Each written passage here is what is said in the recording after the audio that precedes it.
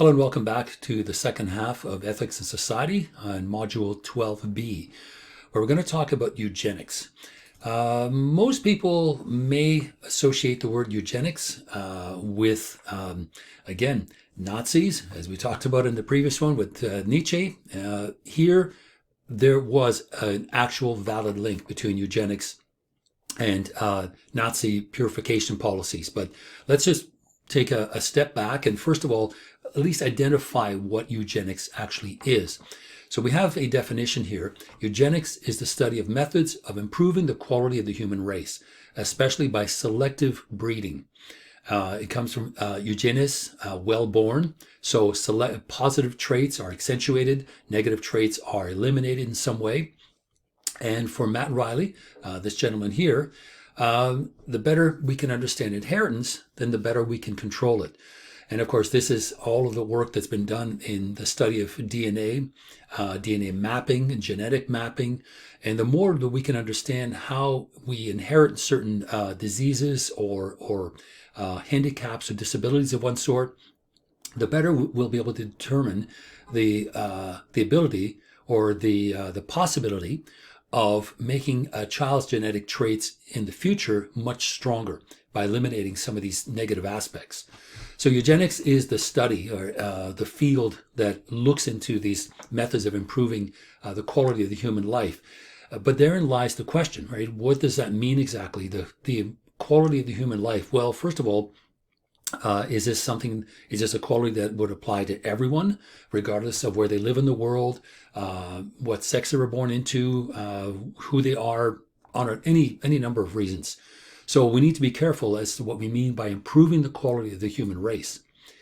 So at this point, the entire genome has already been read. We've got all the DNA mapped out, all the nucleic acid and sequences and so on. So it's not as if we don't know what's going on, but what has happened because of this remarkable work that's been done in mapping and encoding DNA is we're facing a kind of crossroads, right? If we're able to eliminate negative traits, why should we stop at disease? So this is what Matt Riley is talking about. Okay, if we can do this, why should we just stop there? Why is there an arbitrary border around just disease? So instead of eliminating the negative, why can't we turn around and accentuate the positive? If there are positive traits that we have, why is there a reason that we don't do it? So when we talk about eugenics, there is, well, historically it is correct, and Matt Riley does call out old and new eugenics. And certainly the old one was the far more terrifying one. Now, the main reason for that is because old eugenics was part of general policy planning for governments. And if we think that this only happened in Nazi Germany in the 1930s, whoa, hold on.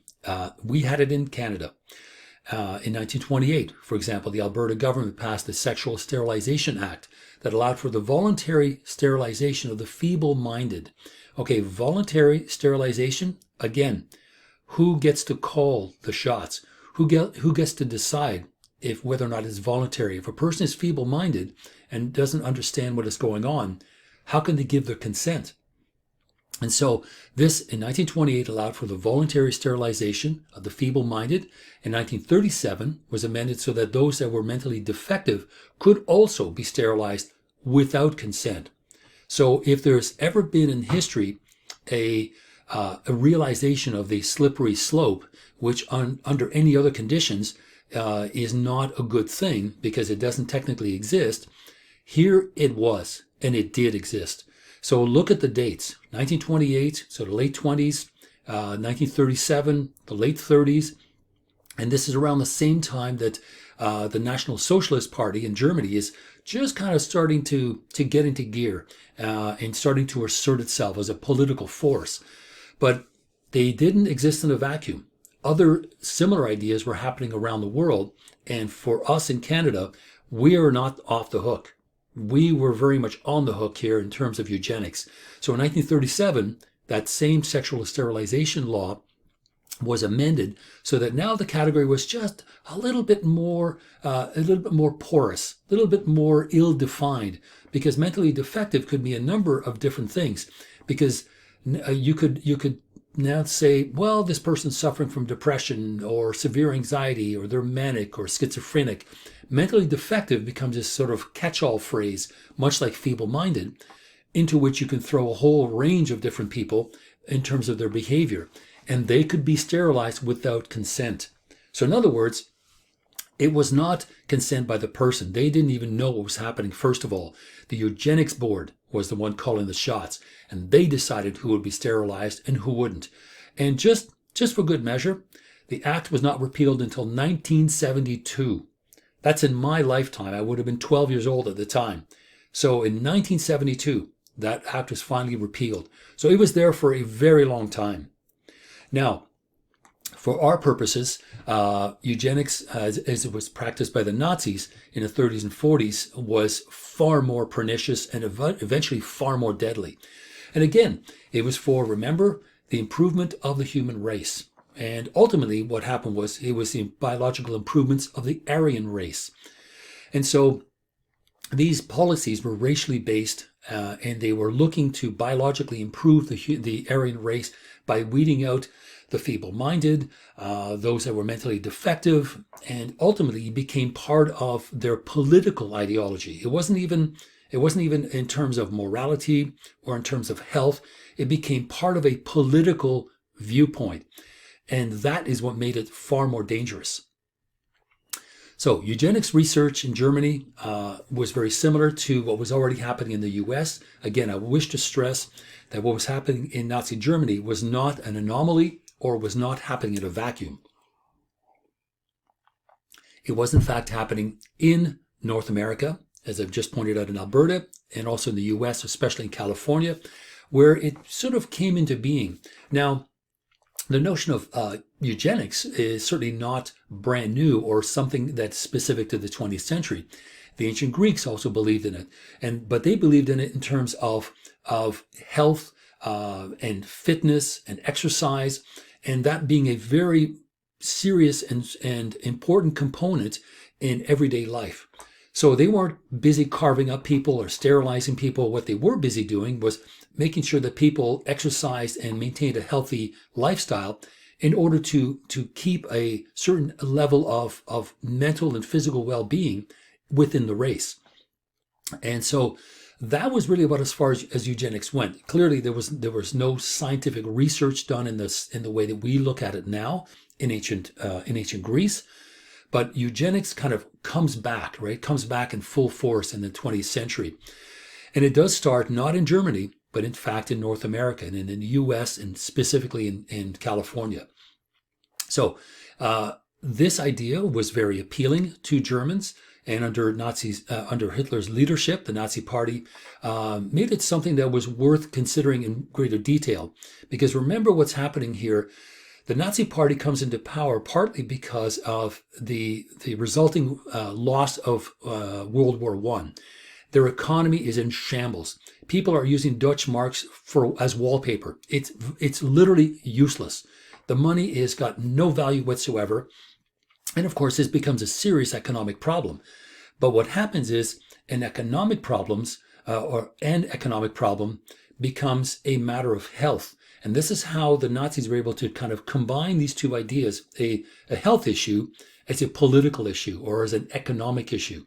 And this is where it becomes far more dangerous, because if eugenics is about weeding out the bad and enhancing the good, well, the bad when it comes to society and politics and economics is still people. And it is groups of people. It isn't just, oh, this individual is feeble-minded. No, it's all those people are feeble-minded. All those individuals who follow a certain religion or live in a certain part of Europe. That's where it became very dangerous. And Hitler was able to rally a lot of wealthy Nazi supporters to begin investing into it. That this would be the way out. Now here's what happens, right? In Nazi Germany, you have individuals who, now here, it's even more vague. It isn't just mentally defective or feeble-minded, but those that were targeted not just for sterilization, but extermination. Extermination. Those people who had life unworthy of life. Wow. Talk about making it specific. That literally could be anybody. And sure enough, that's exactly what happened. And this is what I mean when the notion of a slippery slope under any other conditions is a bad way to argue. But this is exactly what happened. That slippery slope was a very real and dangerous thing in the hands of the Nazis, as they were able to look at it and say, you know, we can really clean up society in a big way. So let's just say that life unworthy of life is the category under which these people will fall. Well, sure enough, everybody falls under it. Prisoners, degenerates, dissidents, people with congenital or cognitive or physical disabilities, those suffering from epilepsy, schizophrenia, manic depression, cerebral palsy, muscular dystrophy, deafness, blindness, and then eventually it grows and grows, homosexuals, the idle, the insane, the generally weak. So before the war even starts, over 400,000 people have been sterilized against their will, and 70,000 have been killed under this Action T4 euthanasia program. So for individuals that believe that euthanasia is a good thing, here's where it goes horribly wrong. Because when we talked about euthanasia, we talked about active and passive. Here it's not active, it's in fact passive. Others are making decisions on your behalf. And the end result is that we're living in a society, in a climate, in a political and economic climate where those who are deemed unworthy of life are exterminated.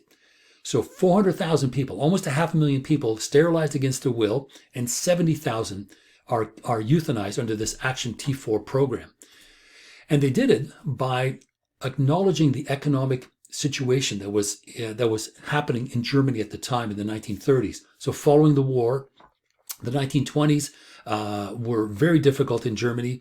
It was a free-for-all, culturally speaking. There was a lot of what was at that time unethical or immoral behavior and degenerates and so on. And again, I'm not saying I'm agreeing with it and condoning it. I'm saying this is what they called it. But where it really starts to take heed and become a powerful force, eugenics that is when it gets harnessed to the economic plight that Germany is facing as they try to recover from the First World War. And the end result are these kinds of posters here. And the translation for this is, this hereditary disease cost the national community a lifetime 60,000 Deutschmarks or Reichsmarks. Fellow Germans, this is your money too. Live, new people. So there is the laying of blame upon those people who are mentally or physically disabled, feeble-minded, etc., that list I just showed you. And it becomes an economic issue. If we can do away with these people, then we can thrive economically.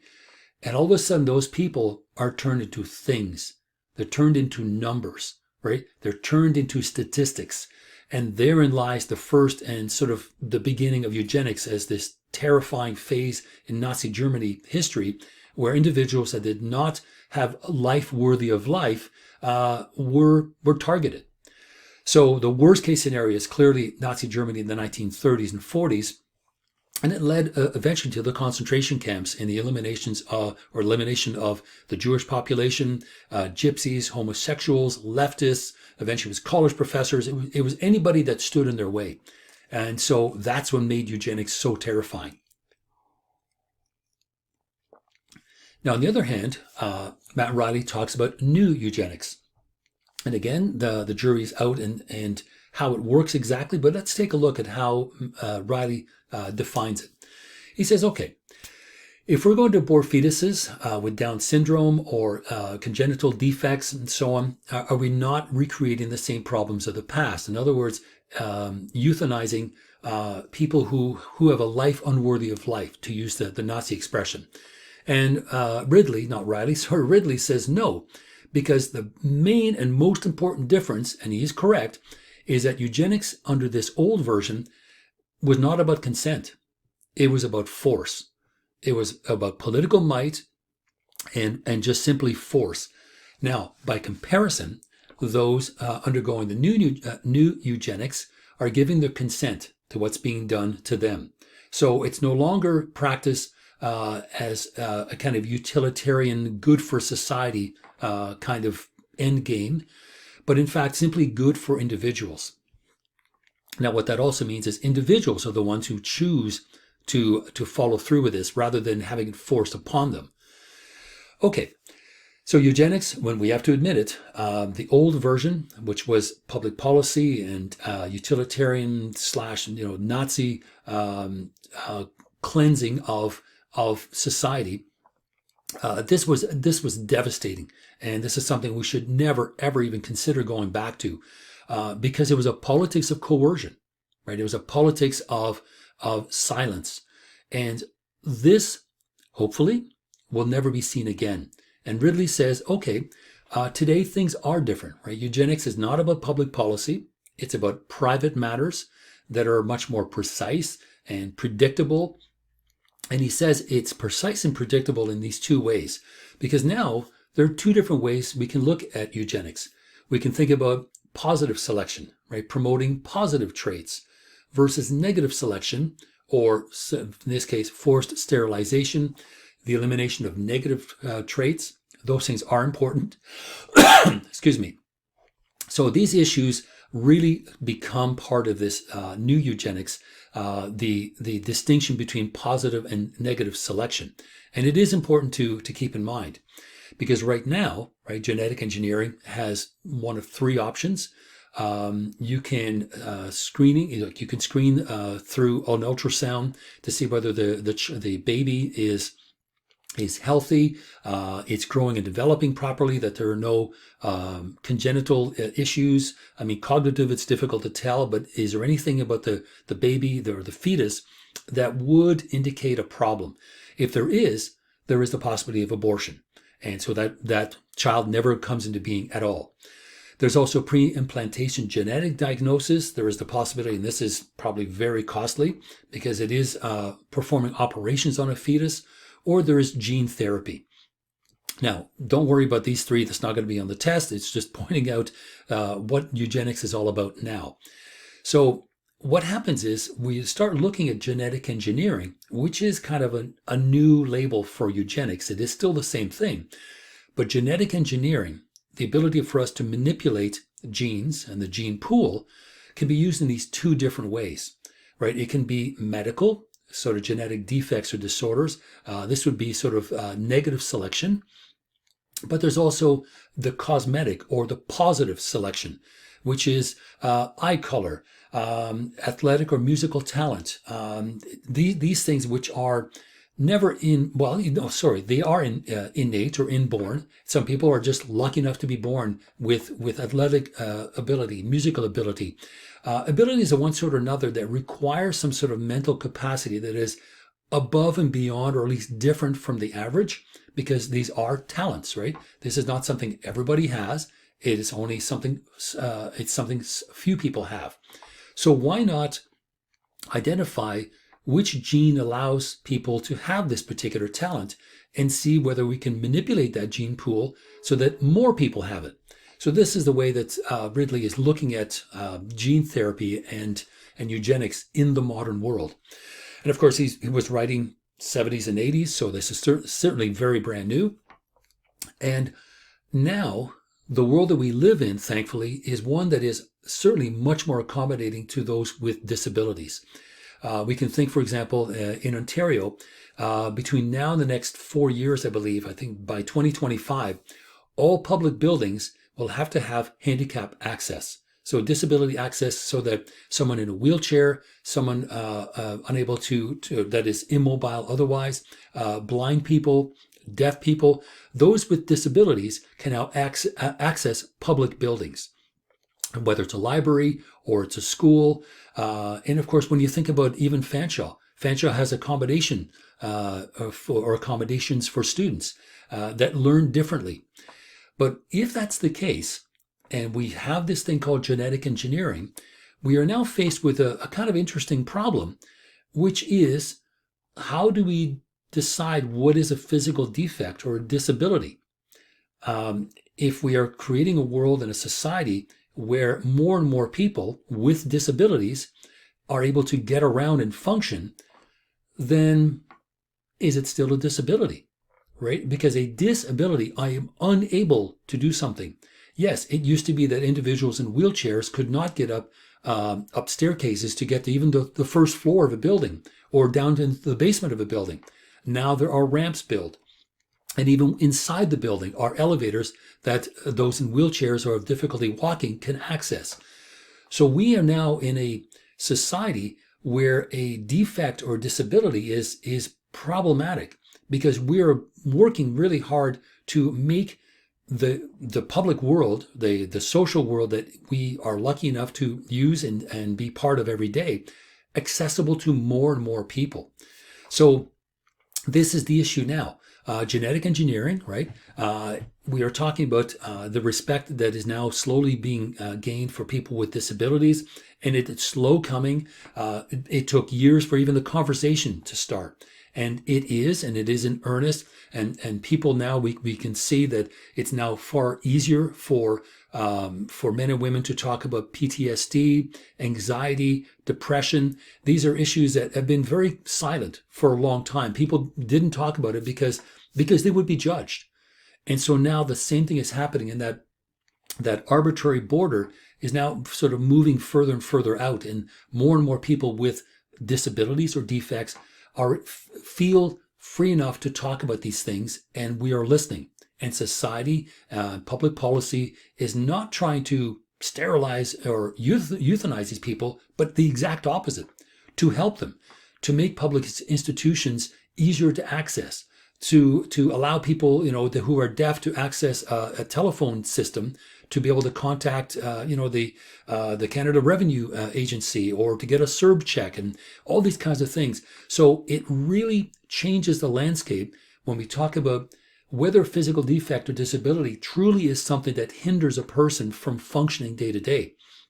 And so the disabilities that people have, individuals don't frown on those so much.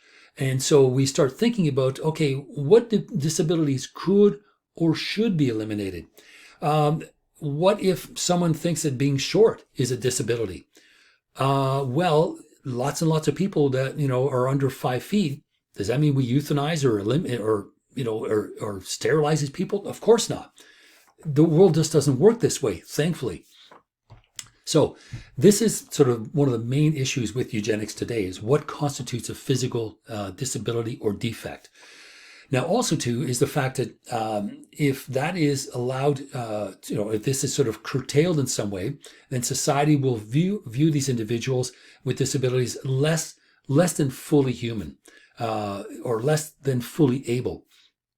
And the question becomes, remember, life unworthy of life?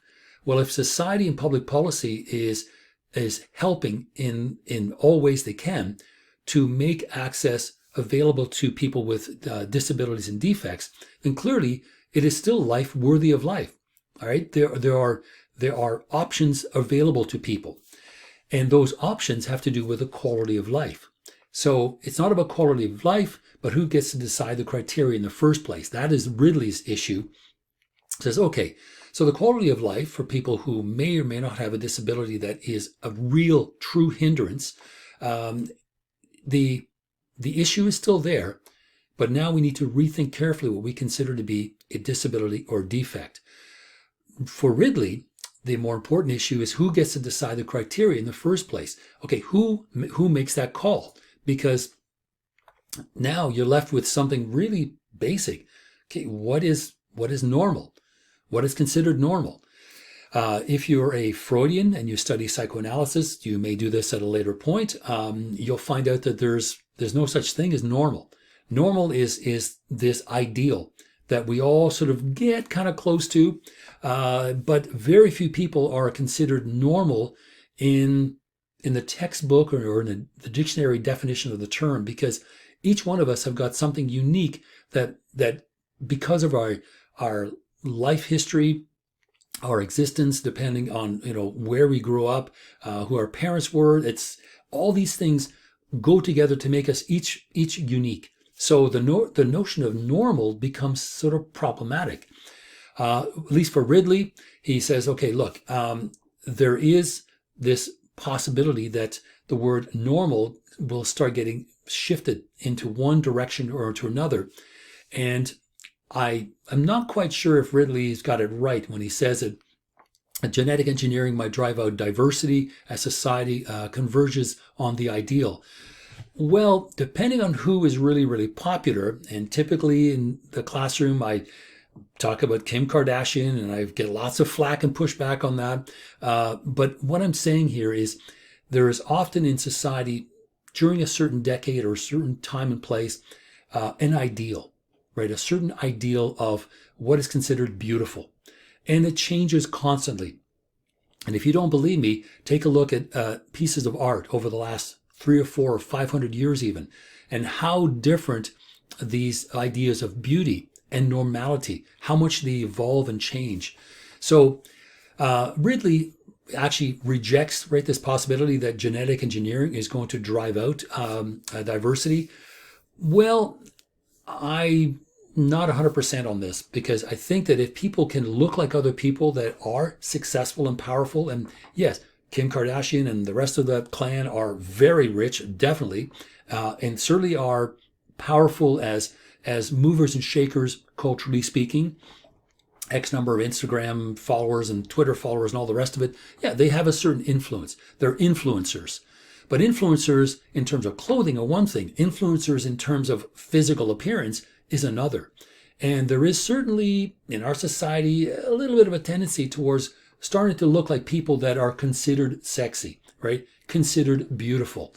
And it does happen. So that's why I say that when Ridley rejects this possibility that it's going to drive out diversity, well, no, I think there's going to be this ideal that will always be there, because even without genetic engineering, there were always ideals of what was considered beautiful.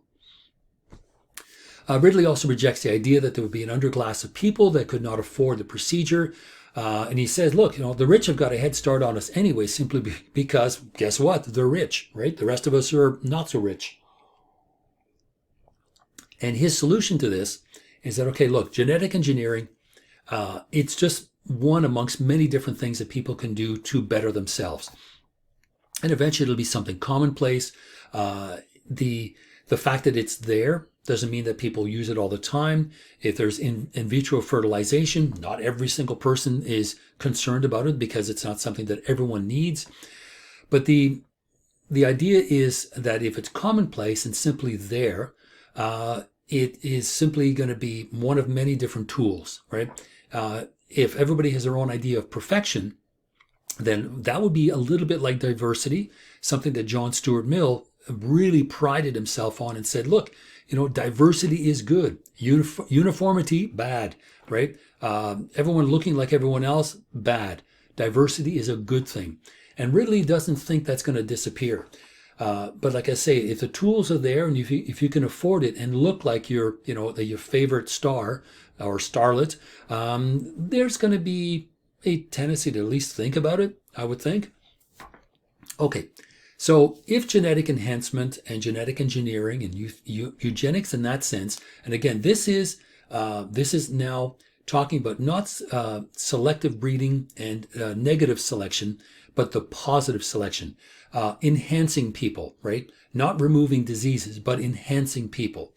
So if that's the case, Ridley offers a solution. He says, okay, look, the first option is we treat it like any other medical procedure in our public healthcare system. Now, I'm assuming that Ridley is American, and the American, public healthcare system is a nightmare because, as we're seeing and have been seeing over the last 8-9 months of the pandemic, it seems that only certain people can afford to get tested. Only certain people can afford to end up in an emergency room. And if you do end up there and you survive, you could be facing a $100,000 bill. So Ridley, in that kind of context, is saying, well, let's just treat genetic enhancement as just any other kind of procedure in our so-called public healthcare system. Good luck with that in the US. Or 2, treat it as cosmetic surgery where individuals have to pay for it. Well, if that's the case, then obviously the rich are going to have not only a head start, but will maintain that head start because they can pay for it. Now, I'm not sure, but I believe that breast augmentation or those kinds of cosmetic surgeries are not covered. There may be some that it depends on the reasons why. If someone simply wishes to enhance themselves through plastic surgery, I believe it does come out of their pocket. And there may be exceptions if it's a result of a disease, it's a result of an illness of some sort, where, yes, it may be cosmetic surgery, but the reasons for performing it are altogether different, other than just someone saying, well, I want to look prettier. So if that is the case, the second option is one that is going to widen that gap between those who can and those who cannot, between the rich and the poor, those who have the options and the spare cash, and those who do not. And so if that's the case, those individuals that can afford to do it, and of course their kids, because we're also talking about genetic engineering for the future races, there will be people that will be left out. Now, Ridley uses the example of in vitro fertilization as one example of something that came into being not by the masses, but something that was asked for by a minority of people, but they were very vocal about it. So genetic engineering was able to come up with something called in vitro fertilization.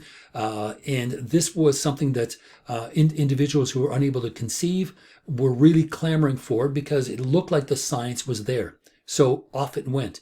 But it was an individual decision that these individuals wished to follow through with this particular kind of treatment. It was not a collective one. It was not part of public policy.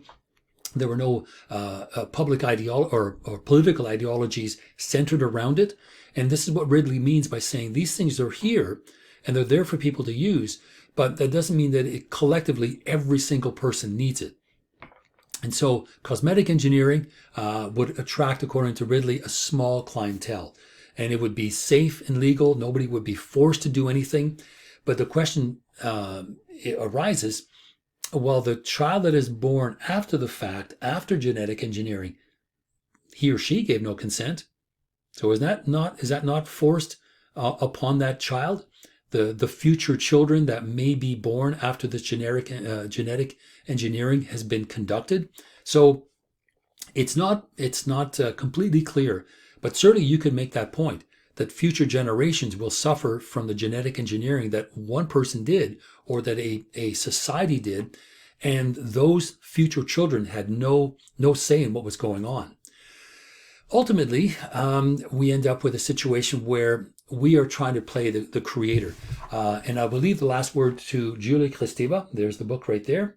Thin, but very, very interesting. Unfortunately, not translated into English yet. But on page 97, Julia Kristeva writes, at the heart of modern techniques, including genetic engineering, of which we hear too much of today, life itself becomes an object. We're not talking about individuals, subjects, people, but simply objects that are being operated on. That is a product calculated by the business of chemistry, surgery, and genetic manipulation at the service of a desire for power by men and women in the rights of man increased by the sheer power of being, that is, a supreme being. The analyst hears a cry of the nihilist. The creator is dead. I have replaced him. Now, why did I put this there? Well, because we talked about Nietzsche in the first set of slides in module 12a, and Nietzsche very famously said, God is dead. We have killed him. And what he meant by that, and he wasn't happy about that either, but what he meant by that was all this modern system building, the fact that we can now enhance and change life. We can do things that will drastically affect the life of individuals. We have become the new creators. And Kristeva is now recalling and echoing the same sentiment, that now it's something that we can do. We have the technology.